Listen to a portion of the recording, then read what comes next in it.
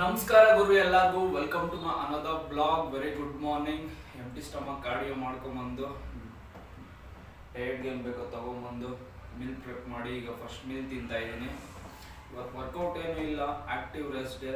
Workout ಏನೂ ಮಾಡಲ್ಲ, cardio ಮಾಡ್ಕೊಂಬಂದೆ. ಆದಮೇಲೆ ಸ್ವಲ್ಪ ಹೊತ್ತು ರೆಸ್ಟ್ ಮಾಡಿ ಸೆಷನ್ ಇದೆ ಇವತ್ತು, ಪರ್ಸ್ನಲ್ ಟ್ರೈನಿಂಗ್ ಸೆಷನ್ ಕೊಡೋಕೆ ಹೋಗಬೇಕು. ಆಮೇಲೆ ಇವತ್ತು ಏದ್ರ ಬಗ್ಗೆ ಮಾತಾಡೋಣ ಅಂದರೆ, ನಾನು ಪೋಸ್ಟೀರಿಯರ್ ಪಾರ್ಟ್ ಆಫ್ ಲೆಗ್ಸ್ನ ಕಾನ್ಸಂಟ್ರೇಟ್ ಮಾಡ್ತೀನಲ್ಲ, ಹ್ಯಾಮ್ಸ್ಟ್ರಿಂಗ್, ಗ್ಲೂಟ್ಸು ಮತ್ತು ಕಾಫ್ಸು. ಅದರಲ್ಲಿ ಫಸ್ಟು ಕಾಫ್ಸ್ ಯಾಕೆ ಟ್ರೈನ್ ಮಾಡ್ತೀನಿ ಅಂದರೆ, ಈಗ ಹ್ಯಾಮ್ಸ್ಟ್ರಿಂಗ್ ಗ್ಲೂಟ್ಸ್ ವರ್ಕೌಟ್ ಮಾಡೋಕೆ ಹೋಗಿದಾಗ, ಇವಾಗ ಸುಮೋ ಸ್ಕ್ವಾಟು ಎಲ್ಲ ಮಾಡ್ತೀವಲ್ಲ, ಆಗ ಕಾಫ್ಸ್ ಇನ್ವಾಲ್ವ್ ಆಗುತ್ತೆ, ಸೆಕೆಂಡರಿ ಮಸಲ್ ಆಗಿ ಇನ್ವಾಲ್ವ್ ಆಗುತ್ತೆ. ಆದರೆ ಆ ಪೇಯ್ನ್ ಜಾಸ್ತಿ ಇರ್ತೈತೆ. ಅದಾದಮೇಲೆ ಈಗ ಹ್ಯಾಮ್ಸ್ಟ್ರಿಂಗ್ ಗ್ಲೂಟ್ಸ್ ಎಕ್ಸಸೈಸ್ ವೇರಿಯೇಷನ್ಸ್ ಎಲ್ಲ ಫಸ್ಟ್ ಮಾಡಿಬಿಟ್ಟು ಲಾಸ್ಟಲ್ಲಿ ಕಾಫ್ಸ್ ಎಕ್ಸಸೈಸ್ ವೇರಿಯೇಷನ್ ಮಾಡೋಕೆ ಹೋದಾಗ ಅಷ್ಟು ಕ್ಲೀನಾಗಿ ಟಾರ್ಗೆಟ್ ಆಗಲ್ಲ. ಯಾಕಂದರೆ ಅಷ್ಟು ಪಡಿಗೆ ಆಗ್ಬಿಟ್ಟಿರ್ತೈತೆ, ಅಷ್ಟು ಟಾರ್ಗೆಟ್ ಆಗಿರ್ತದೆ, ಅಷ್ಟು ಪೇಯ್ನು ಸೆಕೆಂಡ್ರಿ ಮಸಲ್ ಆಗೇನೆ ಅಷ್ಟೊಂದು ಟಾರ್ಗೆಟ್ ಆಗಿ ಅಷ್ಟು ಕ್ಲೀನಾಗಿ ಪ್ರಾಪರಾಗಿ ಟಾರ್ಗೆಟ್ ಮಾಡೋಕ್ಕಾಗಲ್ಲ. ಅದಕ್ಕೋಸ್ಕರ ಏನು ಮಾಡಬೇಕಂದ್ರೆ, ಫಸ್ಟ್ ಎಕ್ಸಸೈಸ್ ವೇರಿಯೇಷನಲ್ಲೇ ಪ್ರೀ ಎಕ್ಸಾಸ್ಟ್ ಮಾಡಬೇಕು.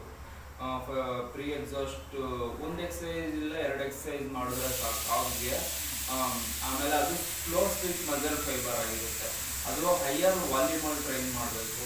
ಇವಾಗ ಕಮ್ಮಿ ಇಂಟೆನ್ಸಿಟಿನ ಮಾಡಿಕೊಂಡು ಹೈಯರ್ ವಾಲ್ಯೂಮಲ್ಲಿ ಟ್ರೈನ್ ಮಾಡಿದ್ರೆ ಬೆಟರ್ ರಿಸಲ್ಟ್ ಸಿಗುತ್ತೆ. ಆಗ ಏನು ಮಾಡಬೇಕು ಅಂದರೆ, ಹ್ಯಾಮ್ಸ್ಟ್ರಿಂಗ್ ಗ್ಲೂಟ್ಸ್ ಎಕ್ಸಸೈಸ್ ವೇರಿಯೇಷನ್ ಮಾಡೋಕ್ಕೆ ಮುಂಚೆನೇ ಪ್ರೀ ಎಕ್ಸಾಸ್ಟ್ ಮಾಡಿದ್ರೆ ಕಾಫ್ಸ್ನ ಆಗ ಕ್ಲೀನಾಗಿ ಟಾರ್ಗೆಟ್ ಮಾಡ್ಬೋದು. ಹೈಯರ್ ವಾಲ್ಯೂಮಲ್ಲಿ ಹೈಯರ್ ರೆಫರೆನ್ಸ್ಗೆ ಹೋಗ್ಬೋದು ಒಂದೊಳ್ಳೆ ಇಂಟೆನ್ಸಿಟಿಯಿಂದ.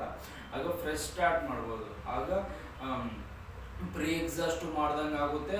ಕಾಫ್ಸು ಮೇಯ್ನ್ ಪ್ರೈಮರಿ ಆಂಗನಿಸ್ ಮಸಲ್ ಆಗಿ ಟ್ರೈನ್ ಮಾಡ್ದಂಗೂ ಇರುತ್ತೆ.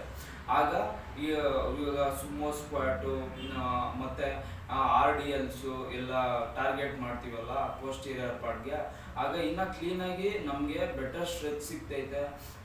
ಇದು ಸ್ಟೆಬಿಲಿಟಿ ಚೆನ್ನಾಗಿರುತ್ತೆ.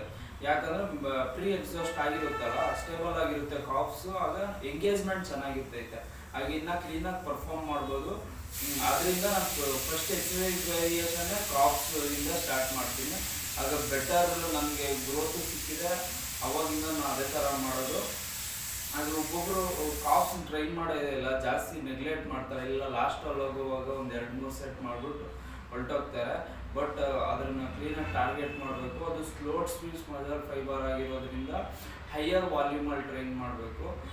ಆಗ ಕ್ಲೀನಾಗಿ ಟಾರ್ಗೆಟ್ ಆಗ್ತಿದೆ. ಅದಕ್ಕೋಸ್ಕರ ಫಸ್ಟಾಗಿಲ್ಲೇ ಟಾರ್ಗೆಟ್ ಮಾಡಿದ್ರೆ ಇಷ್ಟೆಲ್ಲ ಬೆನಿಫಿಟ್ಸ್ ಇದೆ. ಅದಕ್ಕೋಸ್ಕರ ನಾನು ಅದೇ ಮೇಯ್ನ್ ಟಾರ್ಗೆಟ್. ಇವಾಗ ಮೇಯ್ನ್ ಕಾಫ್ಸ್ ಟ್ರೈನ್ ಮಾಡಬೇಕು ಅನ್ನೋ ಇದು ಬಂದುಬಿಟ್ಟು ಫಸ್ಟಲ್ಲೇ ಪ್ರೀ ಎಕ್ಸಾಸ್ಟ್ ಮಾಡಿಬಿಟ್ಟು ವರ್ಕೌಟ್ ಸ್ಟಾರ್ಟ್ ಮಾಡಿ, ಮತ್ತು ಆಮೇಲೆ ಬೆಟರ್ ಸ್ಟೆಬಿಲಿಟಿ ಸಿಗ್ತೈತೆ. ಅವಾಗ ಎಲ್ಲ ಹ್ಯಾಮ್ಸ್ಟ್ರಿಂಗ್ ಗ್ಲೂಟ್ಸ್ ವೇರಿಯೇಷನ್ಸು ಕ್ಲೀನಾಗಿ ಪರ್ಫಾರ್ಮ್ ಮಾಡ್ಬೋದು. ಒಂದ್ಸರಿ ಟ್ರೈ ಮಾಡಿ ನೋಡಿ. ನನಗೆ ವರ್ಕ್ ಆಗಿದೆ, ನಿಮಗೂ ವರ್ಕ್ ಆಗುತ್ತೆ, ಎಲ್ಲರಿಗೂ ವರ್ಕ್ ಆಗಿ ಆಗ್ತದೆ.